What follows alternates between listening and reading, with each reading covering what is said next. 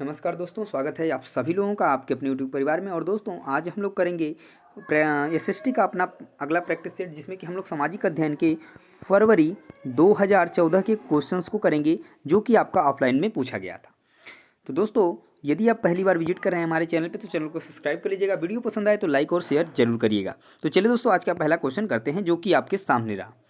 तो आज का पहला क्वेश्चन रहा दोस्तों कि आंध्र क्षेत्र में वंदे मातरम आंदोलन को, ध्यान दीजिएगा क्वेश्चंस को, वो आंध्र क्षेत्र में वंदे मातरम आंदोलन को निम्नलिखित में से किस नाम से जाना जाता था? असहयोग, स्वदेशी, सविनय अवज्ञा या खिलाफत। तो आंध्र प्रदेश जो क्षेत्र था दोस्तों, उसमें जो है कि वंदे मातरम आंदोलन को जो है कि स्वदेशी के नाम से जाना जाता था। तो राइट आंसर आपका बनेगा ऑप्शन नंबर सेकेंड। नेक्स्ट जो क्वेश्चन है, क्वेश्चन नंबर 32 क्वेश्चन ये है आपका कि निम्नलिखित में से किस विदुषी ने स्त्री और पुरुष के बीच सामाजिक अंतरों की आलोचना पर आधारित पुस्तक स्त्री पुरुष तुलना का लेखन किया था? पंडिता रमाबाई, बेगम रुकैया, ताराबाई शिंदे या रास सुंदरी देवी। तो यहाँ पे आपका जो स्त्री पुरुष तुलना का लेखन जो किया था, उन्होंने किया था ताराबाई शिंदे ने किया था। तो राइट आंसर आपका क्या बनेगा? तो ऑप्शन नंबर 3 जो है कि बिल्कुल सही हो जाएगा। अगला क्वेश्चन देखिए दोस्तों, क्वेश्चन नंबर 33 क्वेश्चन क्या है कि 19वीं सदी में ईसाई मशीनरियों ने भारत में क्रिश्चियन शिक्षा को क्यों लागू करना चाहा? तो क्यों लागू करना चाहा? संभ्रांत वर्ग को शिक्षित करने के लिए, लोगों के नैतिक चरित्र को सुधारने के लिए, जन सामान्य को शिक्षित करने के लिए, या भारतीयों को कंपनी सरकार के प्रति वफादार बनाने के लिए। तो यहाँ पे आपका राइट आंसर क्या बनेगा? तो यहाँ पर अगर हम बात करें कि 19वीं शताब्दी में ईसाई मशीनरियों ने भारत में क्रिश्चियन शिक्षा को लागू करना चाहा, लोगों के नैतिक चरित्र को सुधारने के लिए। तो राइट आंसर आपका बनेगा ऑप्शन नंबर सेकेंड। अगला क्वेश्चन देखिए, क्वेश्चन नंबर 34 क्वेश्चन है कि 19वीं सदी में ब्रिटेन के औद्योगिकरण के साथ निम्नलिखित में से कौन सा परिवर्तन हुआ? भारत ब्रिटिश उद्योगों को कच्चे माल की आपूर्ति करने वाला प्रमुख देश बन गया, या भारत ने ब्रिटिश उद्योगों को सस्ते मजदूर उपलब्ध करवाए, या भारत ब्रिटिश औद्योगिक उत्पादों के लिए बड़ा बाजार बन गया, या भारत में अनेक उद्योग स्थापित किए गए। तो बात करें अगर 19वीं शताब्दी में ब्रिटेन के औद्योगिकरण के साथ निम्नलिखित में से कौन सा परिवर्तन हुआ, तो भारत जो है ब्रिटिश औद्योगिक केंद्र उत्पादों के लिए बड़ा क्या बन गया? बाजार बन गया। तो राइट आंसर आपका बन गया ऑप्शन नंबर 3। नेक्स्ट क्वेश्चन देखिए, क्वेश्चन नंबर 35 क्वेश्चन नंबर क्या है कि भू राजस्व के कौन से समझौते में राजाओं और तालुकारों को जमींदारों के रूप में मान्यता दी गई? रैयतवाड़ी समझौता में, महलवाड़ी समझौता में, अस्थाई समझौता में, या पट्टीदारी समझौता में। तो क्या होगा इस क्वेश्चन का राइट आंसर? तो बात करें अगर कि भू राजस्व के कौन से समझौते में राजाओं और तल्लीकारों को जमींदारों के रूप में मान्यता दी गई, तो वो था आपका अस्थाई समझौता। क्या था? अस्थाई समझौता, जिसमें कि तालिकारों को जमींदारों के रूप में मान्यता दी गई। तो राइट आंसर आपका क्या बनेगा? तो ऑप्शन नंबर 3 बनेगा। नेक्स्ट क्वेश्चन देखिए, क्वेश्चन नंबर 36 क्वेश्चन क्या है कि बेगम हजरत महल ने अंग्रेजों के विरुद्ध विद्रोह भड़काने में निम्नलिखित में से किस नगर से सक्रिय भाग लिया? कानपुर, लखनऊ, फैजाबाद, इलाहाबाद। तो बेगम हजरत महल ने अंग्रेजों के विरुद्ध विद्रोह को भड़काने के लिए उन्होंने जो है लखनऊ शहर से क्या किया? जो है कि सक्रिय भाग लिया। तो ये आपका राइट आंसर बनेगा ऑप्शन नंबर आपका सेकेंड। नेक्स्ट क्वेश्चन देखिए, क्वेश्चन नंबर 37 है आपका कि निम्नलिखित में से किस अधिनियम के अंतर्गत भारतीय प्रशासन को ईस्ट इंडिया कंपनी से ब्रिटिश क्राउन को स्थानांतरित किया? निम्नलिखित में से किस अधिनियम के अंतर्गत भारतीय प्रशासन को ईस्ट इंडिया कंपनी से ब्रिटिश क्राउन को स्थानांतरित किया?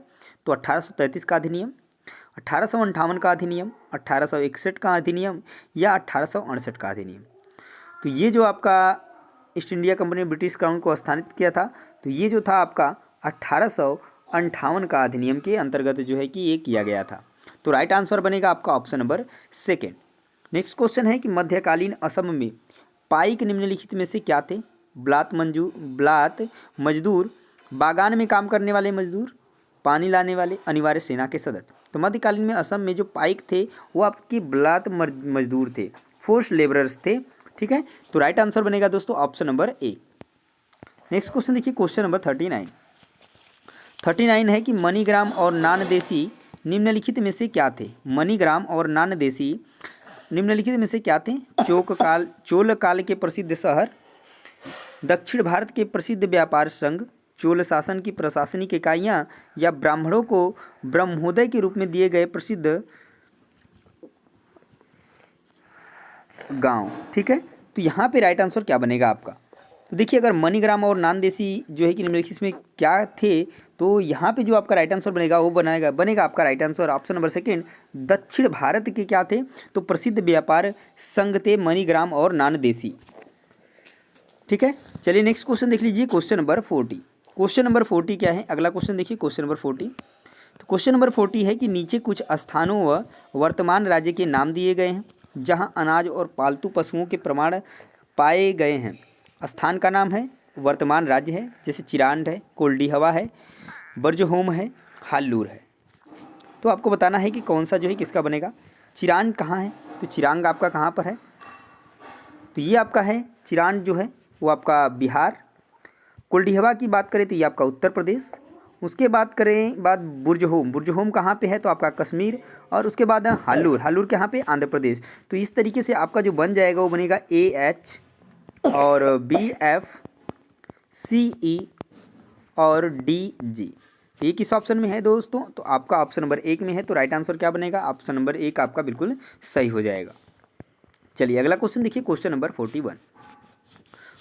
क्वेश्चन नंबर जो 41 है, ऋग्वेद में गंगा और यमुना नदी का डैश बार नाम आया है? लगभग 1112 1, यानी ऋग्वेद में गंगा और यमुना नदी का कितनी बार जो है कि नाम आया है? तो ये जो आया है आपका 1 बार नाम आया है। तो राइट आंसर आपका क्या बनेगा? तो ऑप्शन नंबर 4 जो है बिल्कुल सही हो जाएगा इस क्वेश्चन के लिए। नेक्स्ट क्वेश्चन देखिए, क्वेश्चन नंबर 42। 42 क्वेश्चन क्या है कि निम्नलिखित में से कौन सी विशेषता बौद्ध और जैन दोनों धर्मों में है? तो केवल वही सच्चा ज्ञान प्राप्त कर सकते हैं जो घर त्याग देते हैं। इन दोनों धर्मों को मुख्यतः व्यापारियों का समर्थन प्राप्त था। या मुक्ति पाने के लिए मनुष्य को अपने वस्त्रों सहित सब कुछ त्यागना होता है, या अधिक पाने की निरंतर इच्छा को मध्य मार्ग अपनाकर समाप्त किया जा सकता है। तो यहाँ पर देखिए, जो दोनों धर्मों में है वो कौन सी विशेषता है? तो वो है आपकी कि केवल वही सच्चा ज्ञान प्राप्त कर सकते हैं जो घर क्या करते हैं? त्याग देते हैं। तो राइट आंसर क्या बनेगा? तो आपका ऑप्शन नंबर 1 जो है बिल्कुल सही हो जाएगा। नेक्स्ट क्वेश्चन देखिए, क्वेश्चन नंबर 43। 43 आपका क्वेश्चन है कि निम्नलिखित में से किसने कहा था कि उच्च जातियों का उनकी भूमि पर कोई अधिकार नहीं है, क्योंकि वास्तव में भूमि का संबंध देशज लोगों से है, अर्थात तथाकथित निम्न जातियों से। तो राइट आंसर आपका क्या बनेगा क्वेश्चन नंबर 43 का? ये आपको बताना है। तो ये है, इन्होंने कहा था कौन? तो ज्योतिबा राव फूले साहब ने ऐसा कहा था कि उच्च जातियों का उनकी भूमि पर कोई अधिकार नहीं है। ठीक है, नेक्स्ट क्वेश्चन देखते हैं, क्वेश्चन नंबर 44। थोड़ा आज का पेपर दोस्तों क्लियर नहीं है, इसके लिए हम जो है कि कोशिश करेंगे कि नेक्स्ट टाइम में ऐसा ना हो। तो पेपर यही मिला। ठीक है, नेक्स्ट क्वेश्चन देखिए 44 जो है कि शाहजहां द्वारा दीवाने आम बनवाने के संदर्भ में निम्नलिखित में से कौन सा कथन उपयुक्त है? नंबर 1, ताजमहल का सफ़ेद संगमरमर शांति का प्रतीक है। राजा का न्याय छोटे बड़े को एक समान मानता है। या प्रजा में संतोष बेहतर शासन में सहायता करता है। या अपराध की दर को नियंत्रित करना आवश्यक था। तो देखिए, शाहजहां द्वारा दीवाने आम बनवाने के संदर्भ में जो कथन उपयुक्त है वो है कि राजा का न्याय छोटे बड़े का एक समान समानता है। तो राइट आंसर क्या बनेगा? तो ऑप्शन नंबर 2 जो है इस क्वेश्चन का सही होगा।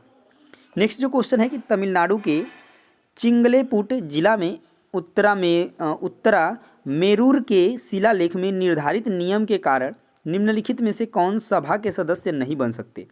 35 से 70 वर्ष की आयु के लोग, वेदों का ज्ञान रखने वाले लोग, वे जिनके अपने घर थे, या वे जिन्होंने अपना हिसाब किताब नहीं दिया था। तो तमिलनाडु के चिंगलेपुट जिला में उत्तरा मेरूर के शिलालेख में निर्धारित नियम के कारण निम्नलिखित में कौन सभा के सदस्य नहीं बन सकते थे? तो कौन नहीं बन सकते थे? तो वो जो अपना हिसाब किताब नहीं दिया था वो जो है कि सदस्य नहीं बन सकते थे सभा के। तो राइट आंसर बनेगा आपका ऑप्शन नंबर 4। नेक्स्ट क्वेश्चन देखिए, क्वेश्चन नंबर 46। 46 क्वेश्चन है आपका कि निम्नलिखित में से कौन सा तथ्य भारत के उत्तरी भागों में गांव प्रमुख ग्राम भोज के विषय में सत्य नहीं है?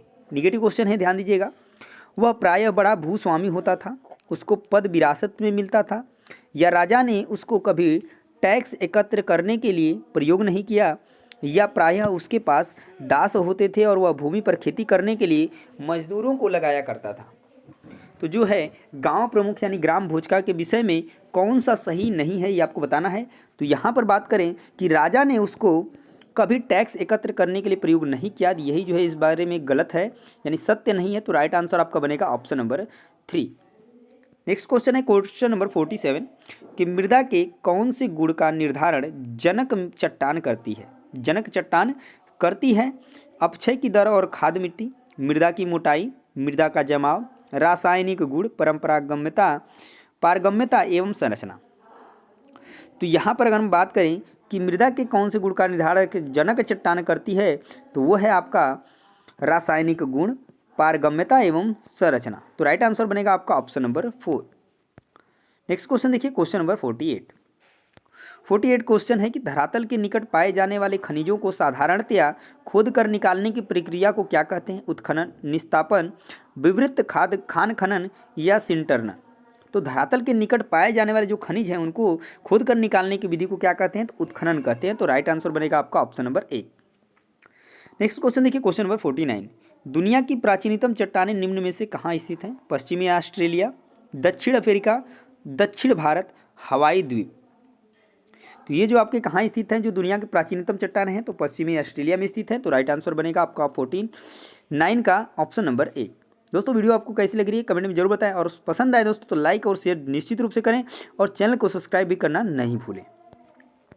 अगला क्वेश्चन देखिए क्वेश्चन नंबर 50 नंबर क्वेश्चन है कि कच्चे माल को अधिक मूल्यवान उत्पाद में बदलने वाली क्रिया को क्या कहा जाता है।